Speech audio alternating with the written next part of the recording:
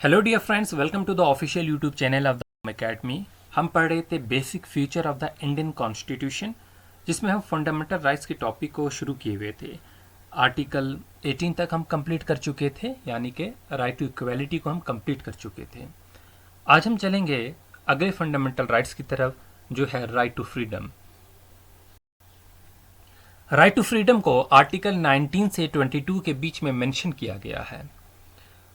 Right to freedom में article 19, 20, 21 and 22 आते हैं।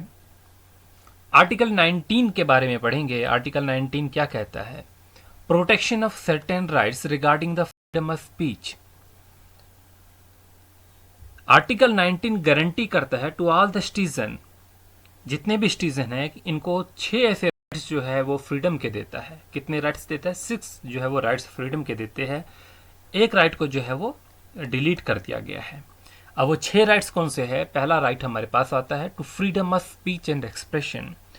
तो आपके पास right to freedom of speech है, right to freedom of expression है। इसका मतलब ये है कि कोई भी पर्सन अपने व्यूज को एक्सप्रेस कर सकता है, अपने ओपिनियंस को एक्सप्रेस कर सकता है, अपने बिलीफ को एक्सप्रेस कर सकता है।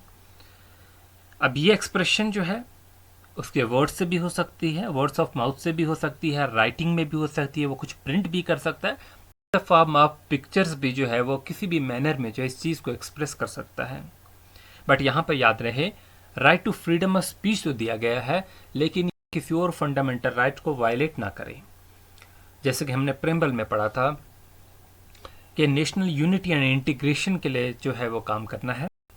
तो यहाँ पर जो है कोई ऐसा काम नहीं होना चाहिए जो कि नेशनल इंटीग्रेशन के खिलाफ हो, किसी के खिलाफ जो है ऐसी बातें नहीं होनी चाहिए।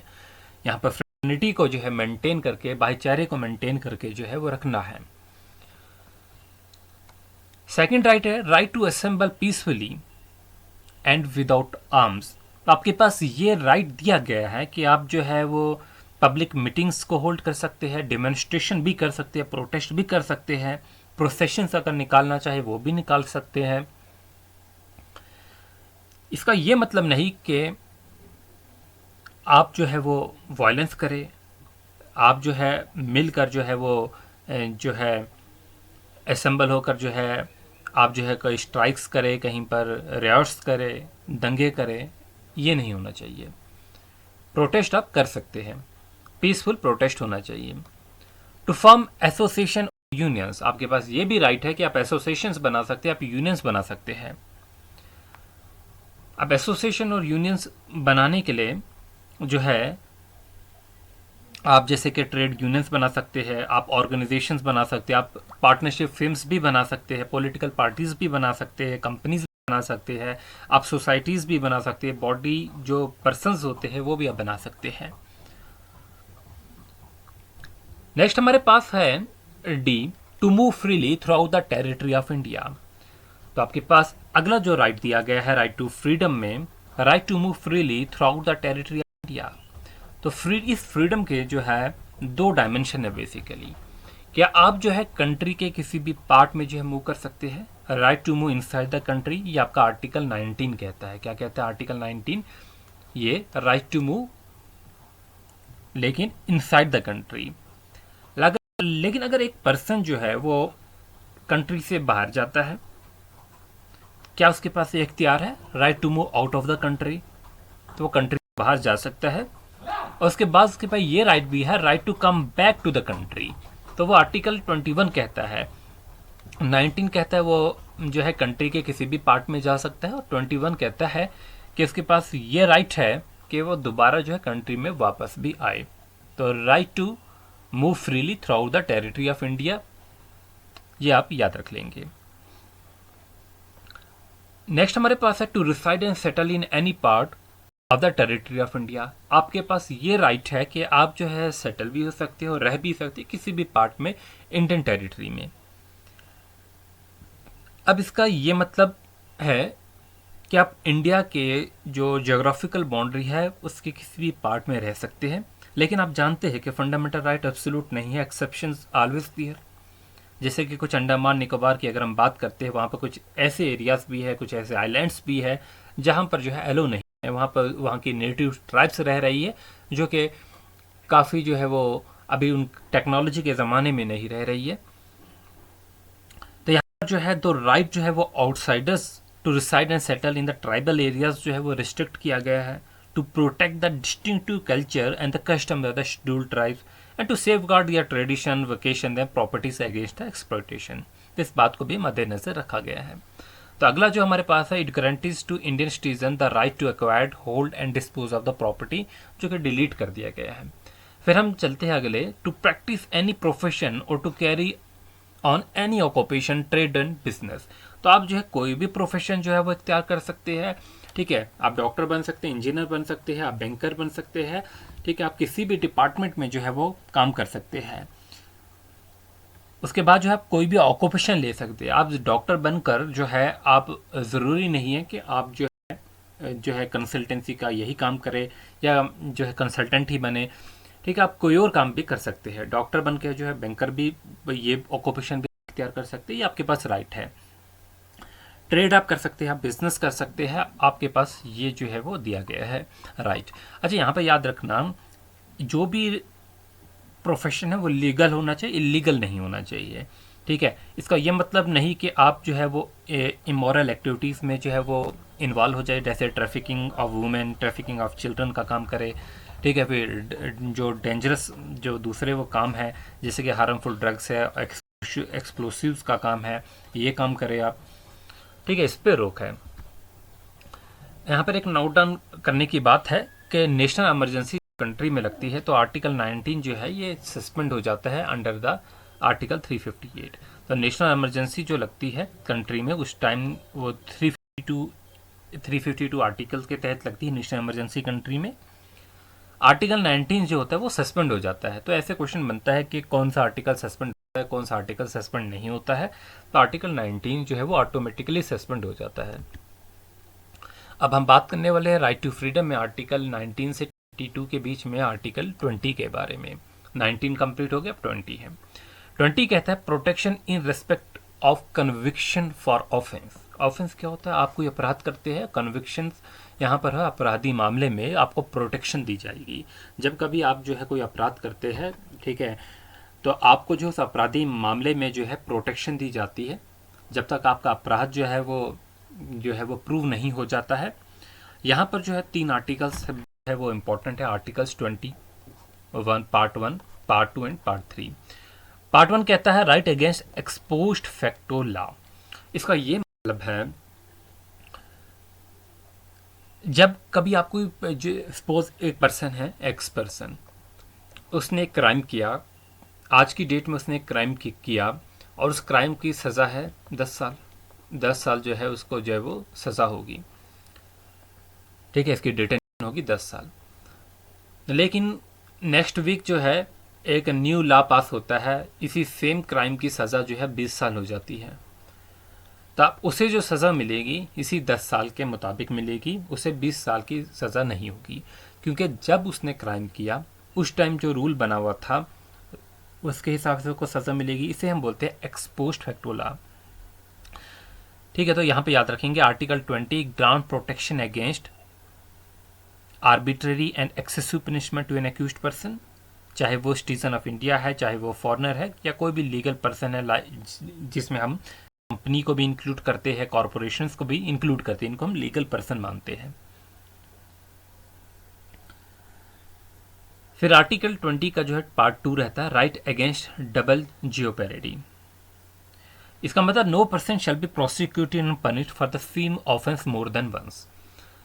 एक पर्सन को एक क्राइम के लिए एक ही बार सजा मिलेगी, एक से ज़्यादा जो है उस बार सजा नहीं मिलेगी। राइट अगेंस्ट डबल जियोपेरिडी, तो एक इंसान को एक क्राइम के लिए एक बार ही सज़ा मिलेगी।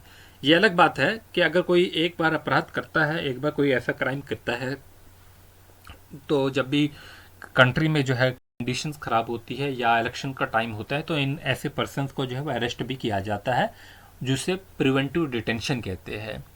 कि ये डर रहता है कि अभी इलेक्शन का टाइम है तो ये दंगे करवा सकते हैं, क्योंकि जिनका ट्रैक रिकॉर्ड जो है देखा जाता है।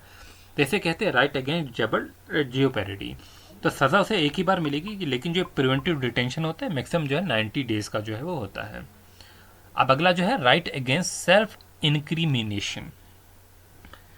देखिए, कोई भी पर्सन जो है, अगर जो है उस जो वो एक्यूज है किसी भी ऑफेंस से रिलेटेड, ये मजबूर नहीं किया जा सकता है कि वो अपने खिलाफ जो है वो गवाही दे, वो अपना विटनेस खुद बने कि मैंने ये क्राइम किया है। ये अलग बात है कि अगर वो खुद से जो है वो कन्फेस करना चाहता है कि मैंने ये क्राइम किया है, तो वो एक अलग बात है। जैसे कि कोई मर्डर कर लेता है और जाके जो है वो पुलिस स्टेशन में ये कहता है कि मैंने, मेरे से गलती हुई है, मैंने मर्डर किया है, तो वो एक अलग बात है। लेकिन कि जो है वो पुलिस उसे जो है मजबूर करे, उसे जो है वो टॉर्चर कर कर ताकि वो उसे इतना मारे तो वो कबूल करे, तो ऐसा नहीं हो सकता। राइट अगेंस्ट सेल्फ इनक्रिमिनेशन, तो अगर कोई अपराध किया है तो पुलिस को कहेंगे कि आप जो है जाके गवाह ढूंढे, ठीक है, उस पर्सन को जो है गवाह नहीं बनाएंगे जिससे जो है अपराध हुआ है। अब बात करने वाले हैं राइट टू फ्रीडम में आर्टिकल 21। आर्टिकल 21 जो है protection of life and personal liability, किसकी बात की गई है? Protection of life and personal liberty की जो है वो बात की गई है आर्टिकल 21 में। It declares that no person shall be deprived of his life or personal liberty except according to the procedure established by the law. The right to life is not merely confined to animal existence or survival, but also include the right to live with a human dignity. तो एक सिर्फ animals पे जो है ये लागू नहीं है, बल्कि ये राइट टू लाइफ जो है सिर्फ एनिमल्स के लिए नहीं है, बल्कि जो है ये इंसानों के लिए भी है, ह्यूमन डिग्निटी के लिए भी है, right to live with the human dignity. अब यहाँ पर देखिए इम्पॉर्टेंट केसेस भी हमारे पास जानते हैं। एक अरुणा शॉनबॉग है, एक रम शर्मिला है। Iron lady of Manipur Aruna Shanbaug, जो कि जो है भूख हड़ताल पे बैठी रही, 15-20 साल जो है इन्होंने भूख हड़ताल पे बैठी रही, तो ये अपने राइट टू लाइफ जो था तो इसका जो है उल्लंघन कर रही थी, कुछ खा नहीं रही थी।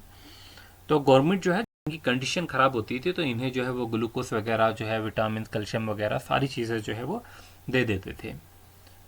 दूसरा केसेस हमारे पास है इरोम शर्मिला का, जिनका जो है एक जो है इनके साथ गलत काम हुआ था, जिसकी वजह से ये 38 ईयर्स के ऑलमोस्ट जो है वो हॉस्पिटल रही, कोमा में रही, वेंटिलेटर पे रही, और इनकी फैमिली जो है वो सुप्रीम कोर्ट फाइनली गई कि इन्हें जो है मर्सी किलिंग दी जाए, कि हम 38 साल से पिछले जो है हॉस्पिटल आ रहे हैं और जो है अब हम आ नहीं सकते, इन्हें जो है मर्सी किलिंग दी जाए। तो बाद में जो है इस पर एक लाबी बना और ये कहा गया कि हम ऐसा नहीं कर सकते, मर्सी किलिंग तो नहीं दे सकते, लेकिन जो है आप इलाज से इनकार कर सकते हैं। जैसे कि वो वेंटिलेटर पे, वेंटिलेटर से उतर जाते हैं कि हमें इलाज नहीं करवाना, तो उसमें जो है एक नेचुरल डेथ होगी, ठीक है। तो यहाँ पर यूरेशिया के खिलाफ जो है वो थे। कुछ अब ऐसे पर्सन हैं जिनको राइट टू लिव नहीं दिया गया, जैसे कि डिफेंस पर्सन है, पार्लियामेंट्री फोर्स है, पुलिस फोर्स है, इंटेलिजेंस एजेंसीज हैं, क्योंकि आप जानते हैं हम इनको जो है बॉर्डर पे भेजते हैं, लड़ने के लिए भेजते हैं, या इंटेलिजेंस एजेंसीज के जो पर्सन होते हैं उनको डिफरेंट कंट्रीज़ में जो है इंटेलिजेंस के काम के लिए भेजा जाता है। तो उस केस में जो है प्रेसिडेंट के खिलाफ जो है वो जो है अपराधी मामला चल सकता है कि आपने भेजा है। तो इस वजह से इनको जो है वो राइट टू लिव का जो है वो इन्हें जो है वो नहीं दिया गया है, तो deprived of the right of live. अब राइट टू प्राइवेसी की बात करेंगे। राइट टू प्राइवेसी जो है ये ऐड की गई है आर्टिकल 21 में 2018 में। आप जानते हैं जो आधार का केस है, फेमस आधार का केस, उसमें जो है ऐड की गई है राइट टू प्राइवेसी, जो है ऐड की गई है आर्टिकल 21 में 2018 में। क्योंकि आप देखते थे कि कुछ भी काम होता तो आधार का जो है वो मांगा जाता था कार्ड। स्कूल में बच्चे की एडमिशन करवानी है तो आधार का कार्ड मांगने लगे थे। कोई भी ऐसा काम था, हर किसी में आधार मांगना शुरू किया गया। तो एक जो है जस्टिस थे, रिटायर सुप्रीम कोर्ट के जज थे के.एस. पुट्टास्वामी, तो ये कोर्ट चले गए, सुप्रीम कोर्ट चले गए और इन्होंने जो है एस्टेब्लिश किया है केस राइट टू प्राइवेसी, कि ये एक फंडामेंटल राइट है। तो इस पर बात की गई। तो राइट टू प्राइवेसी को जो है प्रोटेक्ट किया गया, protect the right to life and personal liberty under the article 21 and guarantees the freedom by part 3 of the constitution. It was recognized as a fundamental right by the Supreme Court of India in a landmark judgment in 2017. 2017 में supreme court एक judgement आती है जिसमें जो है वो right to privacy को जो है रिकॉग्नाइज करते एक फंडामेंटल राइट, और इसे जो है ऐड कर दिया गया आर्टिकल 21 में 2018 में. The judgment was based on the interpretation of the Indian constitution and its provision on the right to live life and personal liberty. The case was established by the case that established the right to privacy as a fundamental right was Justice K.S. Puttaswamy versus Union of India, commonly known as Aadhaar judgment. In this case, Supreme Court ने बस ये बात कही कि जो right to privacy है इसको protect किया जाएगा इन द आर्टिकल 21. तो याद रखेंगे ये जस्टिस का नाम के एस पुट्टास्वामी किस केस से रिलेटेड थे, राइट टू प्राइवेसी से रिलेटेड थे, तो आर्टिकल 21 में इसको एंटर कर दिया गया है. अब राइट टू एजुकेशन की बात करते हैं. Article 21 part 1 declares that state shall provide free and compulsory education to all the childrens of the age of 6 to 14 year. 6 से 14 साल के बच्चों को सभी को फ्री एंड कंपलसरी एजुकेशन जो है प्रोवाइड करनी है, ये स्टेट की है वो जिम्मेदारी है. This provision make only elementary education a fundamental right. सिर्फ एलिमेंट्री एजुकेशन ही एक फंडामेंटल राइट बनाया गया है, हायर एजुकेशन को, प्रोफेशनल एजुकेशन को नहीं बनाया गया है. अब ये क्वेश्चन बनता है कि राइट टू एजुकेशन जो है आर्टिकल 21 में है, ये याद रखेंगे. और ये भी याद रखेंगे 6 to 14 ईयर्स जो एज है ये कंपलसरी एजुकेशन प्रोवाइड करेगी स्टेट. इस प्रोविजन को जो है ऐड किया गया था 86 अमेंडमेंट एक्ट से. किससे? 86 कॉन्स्टिट्यूशनल अमेंडमेंट एक्ट 2002 में जो है वो ऐड कर दिया गया था. अब बात करने वाले हैं suspension of the fundamental rights के बारे में. Article 20 and 21 are known as absolute fundamental rights. तो आर्टिकल 19 मैंने आपको कहा था आर्टिकल 19 के बारे में कि वो एब्सोल्यूट नहीं है, वो सस्पेंड हो जाता है, ऑटोमेटिकली सस्पेंड होगा. लेकिन आर्टिकल 20 और 21 जो है ये एब्सोल्यूट फंडामेंटल राइट्स है, ये कभी भी सस्पेंड नहीं होंगे, कोई भी कंडीशंस है. By the 44th amendment act of 1978 जो है ये एक्ट जो है पास किया गया है. अब आर्टिकल 22 है. आर्टिकल 22 जो है protection against arrest and detention in certain cases. ठीक है, तो आर्टिकल 22 में जो है बात की गई है protection against arrest and detention. अच्छा, आर्टिकल 22 जो है यहाँ पर डिटेंशन जो है 2 टाइप्स की होती है, आप जानते हैं. एक पुनिटिव डिटेंशन होती है जिसमें जो पनिशमेंट मिलती है आफ्टर ट्रायल एंड कन्विक्शन. ठीक है, कोर्ट में आपकी ट्रायल होती है, तो अगर आप वहाँ पर उस अपराधी मामले में दोषी पाए गए तो आपको जो है वो पनिशमेंट होती है. एक होती है प्रिवेंटिव, जहाँ पर जो है पनिशमेंट आपको देते हैं विदाउट एनी ट्रायल, कोर्ट में आपको नहीं लेते हैं, आप कोई भी अपराधी मामले नहीं आपके खिलाफ है, ऐसे ही आपको प्रिवेंटिव डिटेंशन में जो है वो रखा जाता है. तो बेसिकली 2 पार्ट्स रहते हैं इसके. फर्स्ट पार्ट जो है आर्टिकल 22 का वो डील करता है ऑर्डिनरी लॉ से, and it includes right to be informed of the grounds of arrest. ठीक है, तो पहला पार्ट जो आर्टिकल 22 का है ये ऑर्डिनरी लॉ से जो है वो डील करेगा. ये आपको जो है यहाँ पर इन्फॉर्म करना होगा कि आपको किस मामले में जो है वो अरेस्ट किया गया है. तो यहाँ पर आप एक लीगल प्रैक्टिशनर जो होती है उसकी हेल्प जो है वो ले सकते हैं, वो आपको डिफेंड कर सकता है. Right to be produced before the magistrate within 24 hour. अगर आपको अरेस्ट करते हैं तो आपको मैजिस्ट्रेट के बाद 24 घंटों में जो है पेश करना होगा. इसमें जर्नी टाइम को इंक्लूड नहीं करते हैं.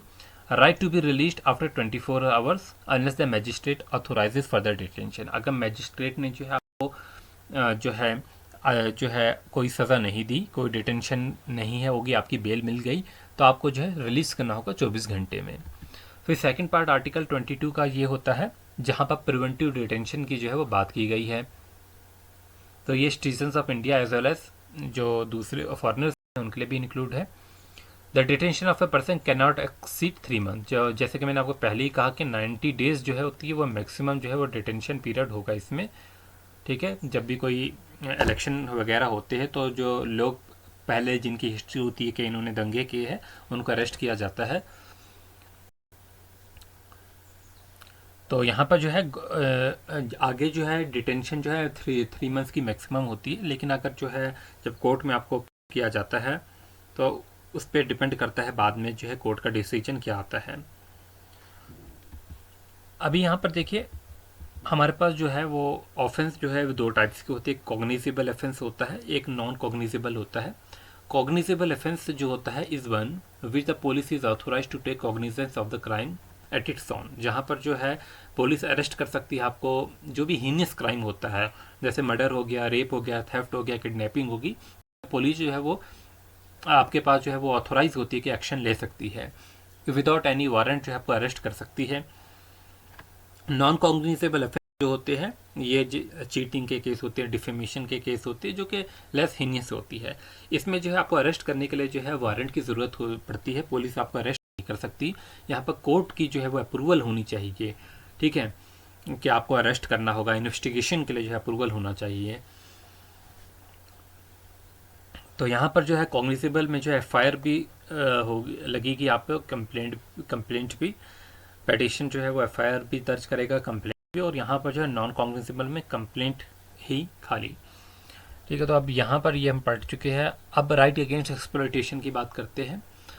यहाँ पर prohibition of human trafficking and forced labour की बात की गई है कि ह्यूमन ट्रैफिकिंग को रोकना होगा, और फोर्स्ड लेबर जो कराई जाती है बिना पैसे दिए जो है आपसे काम करवाए जाते हैं, या अपनी मर्जी से जो है वो पैसे दे के काम करवाए जाते हैं, तो ये फिर भी जो है वो रोकना होगा, आर्टिकल 23 कहता है। और आर्टिकल 24 बोलता है प्रोहिबिशन ऑफ चाइल्ड लेबर।